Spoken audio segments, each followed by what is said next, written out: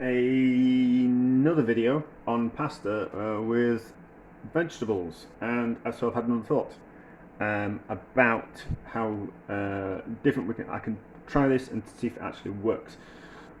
So the basic idea is that we have got 150 grams of just cheap spaghetti. We've got 400 grams of courgettes and carrots, which we've julienned down into noodles of vegetables. So there's 400 grams, and that's before peeling and prepping. So there's a little bit of waste. There's kind of like that bit in the centre of the courgette. It's not really kind of suitable for noodles because it's a little bit pappy, for want of a better word.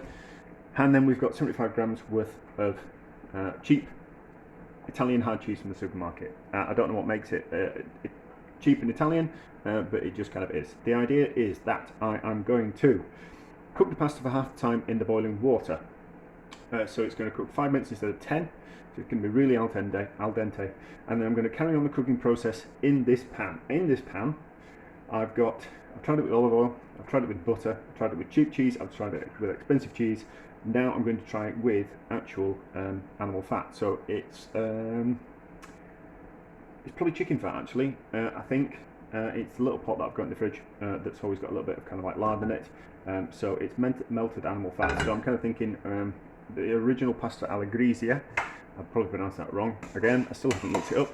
I've been busy. I've been doing stuff. I keep forgetting to look it up how to pronounce it properly.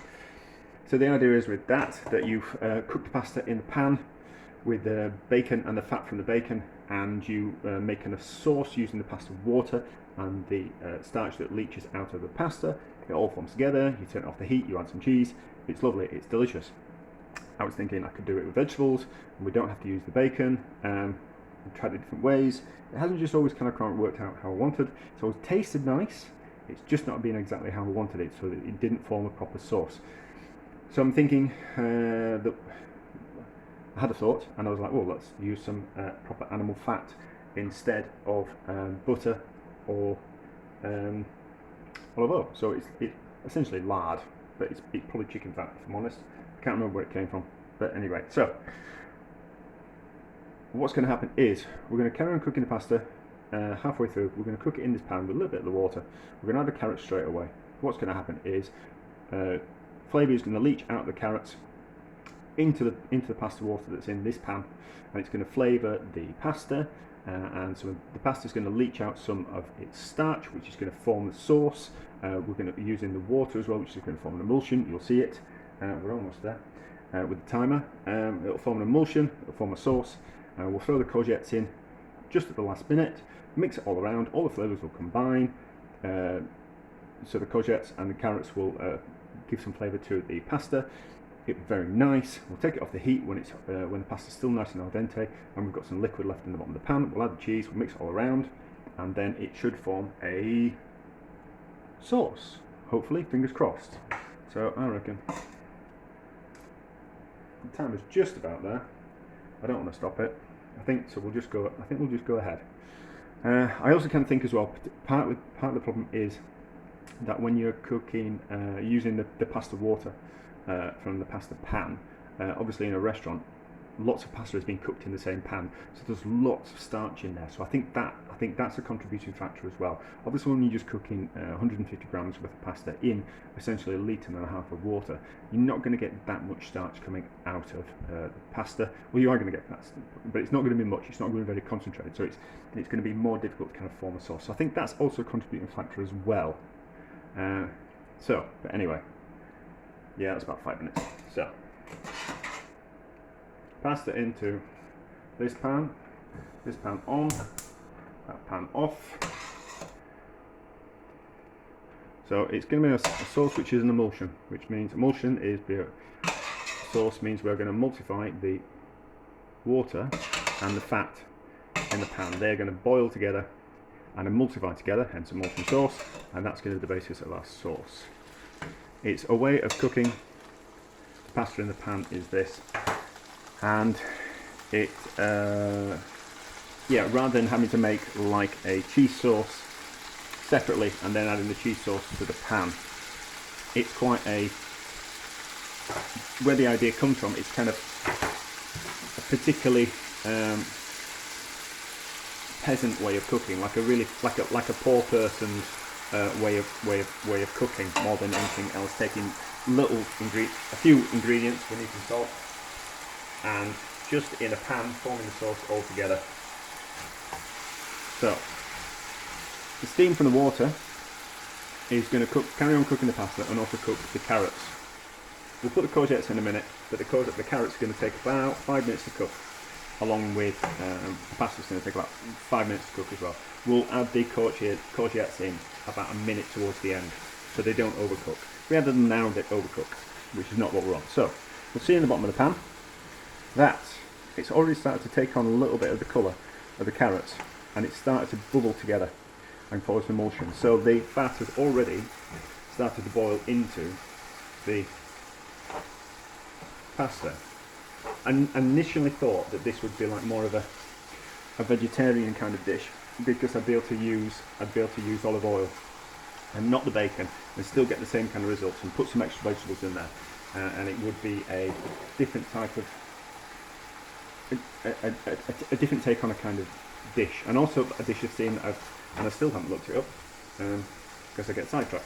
There was in the early 90s, and late 80s, there was a dish called a fettuccine of vegetables, which was a dish that was normally some courgettes and carrots and leeks and pasta that was served underneath other things as a bit of a garnish. So it's kind of inspired by that and a little bit of the pasta alla Gricia. I can't pronounce it. It's insulting, I shouldn't do. Although, to be honest, when people mispronounce my language, I'm not really that bothered. There's certainly more things to worry about. So, as you can see, the water's evaporating, boiling into the fat, and you can already see that some of the flavour, the colour from the carrots has leached out into that water. That means it's going to be nice and flavoured. So even if it doesn't work exactly how I want it to do, and form the sauce in the way that I want it to do, it does actually taste very nice. It's just not something that's good enough that I would be happy serving it to other people, or happy serving it in a restaurant. Personally, I eat it, it's nice, just not exactly how I want it. So we'll see if the fat that I use is a contributing factor. I've done other dishes in the past and it failed because the cheese was a little bit too old and a little bit too dry. So it's just like a cheap Italian cheese that I buy from the supermarket. I'm also very cost conscious as well, and if we can make things a little bit cheaper and not sacrifice too much flavour, I'm all for that. Right, so pasta's getting there. Just a little bit more salt. Sorry if you are the salt police.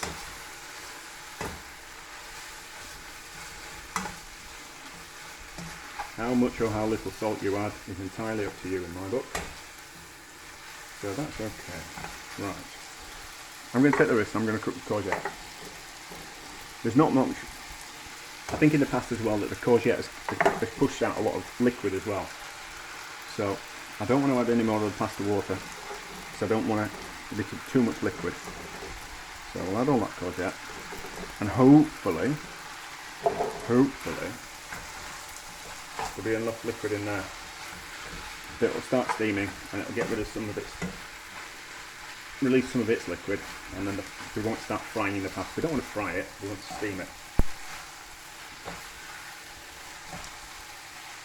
Yes, I think this is the fourth attempt at this dish.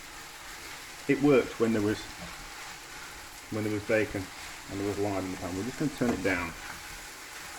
I don't want it to start frying. I just want to soften the courgettes so everything's nice and al dente. So it's kind of, there's no liquid in that, but as the courgettes cook, it's going to the liquid's going to start coming out of it. So that liquid from the courgettes will highly likely was what we're going to cook the sauce with. So it's looking a little bit wetter, so we'll turn it up a bit. A lot of cooking is about control of the temperature, and control the seasoning. Let's see how we go. Don't want to dry it out too much, but I don't want it to be too wet. I just don't like giving up on things. Just don't like giving up. Some things just don't work.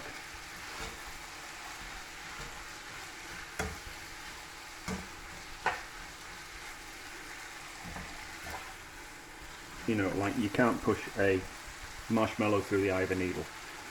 You know, that just doesn't work, and some things just don't work. Alright, okay, so as you can see, we have some liquid at the bottom of the pan, so we'll turn that off.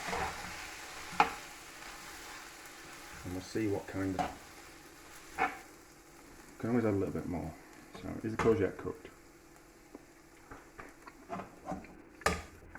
Got a bite to it. I don't add any more salt.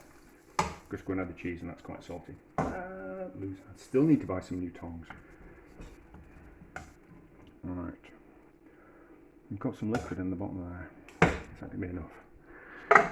Right, so we'll add the cheese, and then we'll, if we need to add a little bit of water from the pasta water, we'll add that. But we'll see how we go. We'll see how we go. Should be enough for 2 portions, this. I've been swimming, I'm going to eat it all. If it works or doesn't.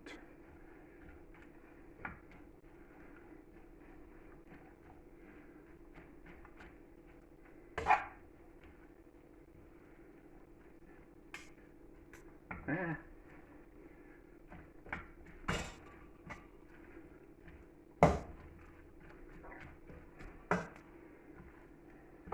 have to turn the heat off when we add the cheese. Otherwise there's a danger that the cheese is going to curdle and split. There should be just enough heat left in the vegetables and the pasta that it melts the cheese enough to form the sauce with the liquid that's still in the pan. So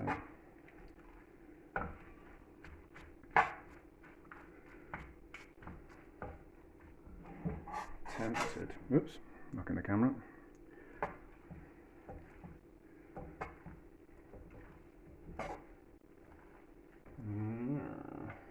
Into a little bit more water, and we'll just give it a little bit of heat. Just a little bit of water, and we'll just turn on the heat again. Which one is it? That one. We'll see how we go.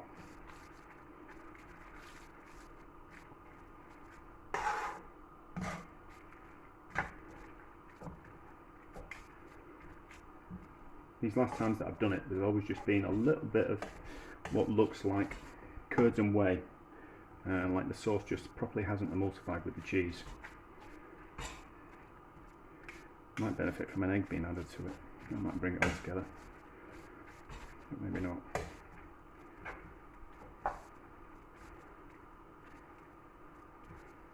Right. Don't need more heat than that. So what have we got? What is it? Yeah, it's still a little bit. It's still not entirely combined. It's still not entirely combined. It might just be one of those dishes that just doesn't want to work. Or I might need to have another think about it for a week. But it kind of works. It kind of works. It kind of works. I mean, it's not a thick sauce anyway, so it kind of works. It's the best result. I don't think you'll be able to see. I don't think you'll be able to see. So it's kind of form the sauce in the bottom of the pan, and there's not much. There's a little bit of whey and unmelted cheese in the pasta, but I think that's about as good as it's going to get for the moment. So it's nice and wet. We'll see. We'll put it in the bowl, and then we'll see how quickly it dries off. Probably a little bit overcooked now that I've been faffing around with it, but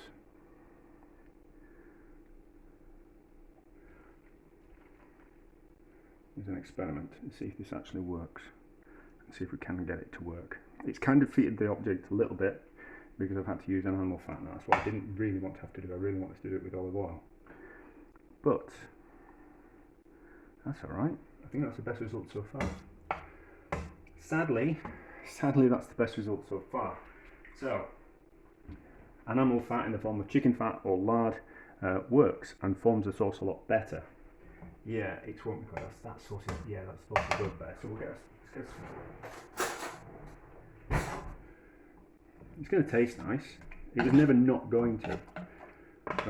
So it's kind of formed the. Can you really see? You can't really see. It's a little bit better, but it's kind of formed the sauce. So it does that, which is the mark of a sauce, that it doesn't kind of move on the spoon. It's still not entirely combined. Still not entirely melted, but it's a lot better than it was. But anyway, I'll have to redo the one that I did with I did it with bacon and the vegetables and the pasta, and I'll just have to redo that again and just see how the sauce forms. But that's what I think for the best result.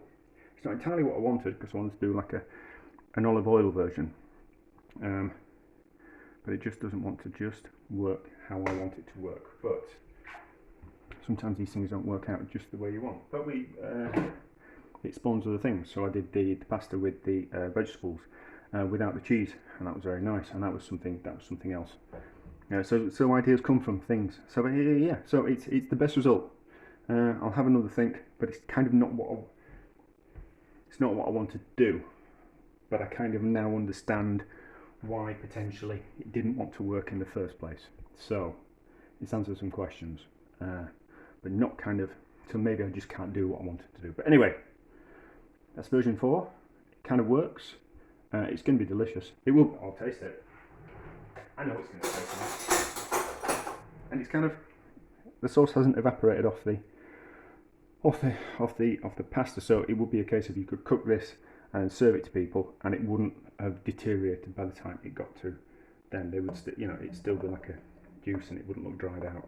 As long as you were quick.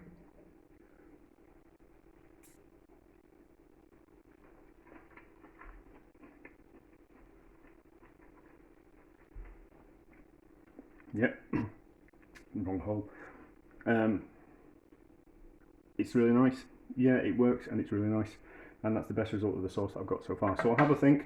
There might be a version 5, but this might be it. Well, if there is a version 6, it might work, it might not work. So this might be the actual version that actually works. But anyway, pasta with vegetables and cheese cooked in a sauce and inspired by I don't know what. But anyway, there we go.